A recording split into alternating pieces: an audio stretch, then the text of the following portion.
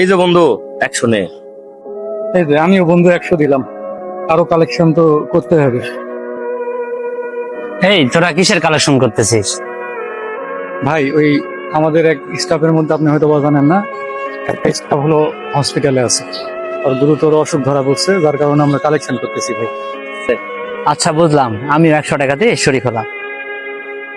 এই যে না শামিন, তুই আমার সাথে একটু আয়, ভিতরে যাবো। শালা এত বড় একটা মহাজন মাত্র 100 টাকা দিল, কিভাবে 100 টাকা দিতে পারলো? আচ্ছা দাঁড়া, এখানে দাঁড়া, সবার সামনে তো সব কথা বলা যায় না, দাঁড়া। যে ওখানে জমা রাখ, ওখানে কাউকে বলার দরকার নেই, যাতে ওখানে জমা রাখে দে, কাউকে বলিস।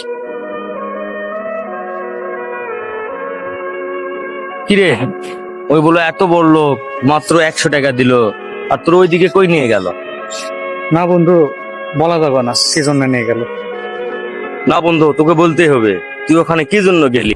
তোর হাতে 1000 টাকার নোট কিভাবে আসলো? তোর আগে তো যাওয়ার সময় 1000 টাকার নোটটা তো দেখলাম না। তাহলে শোন, আমাকে ওর দিকে নিয়ে যাওয়ার পর আমাকে বলতেছে যে এই 1000 টাকার নোটটা নাও। বন্ধু তুই এটা কি শোনালি? তুই যাওয়ার পরে আমি ওই মানুষটারে নিয়ে কত কি বললাম, ভাবলাম 100 টাকা দিল, দেখতেছি লোকটা তো ভালো। ঠিক আছে বন্ধু, আমার ভুল আমি বুঝতে পারছি। এই জন্য আজ থেকে কোনো ব্যক্তি বা কাউকে নিয়ে আগে মন্তব্য করা ঠিক না। ঠিক আছে বন্ধু?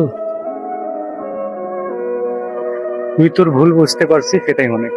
চল আর একটু কালেকশন করে নে হসপিটালের দিকে। ঠিক আছে বন্ধু, চল চল, কালেকশন করতে হবে সব।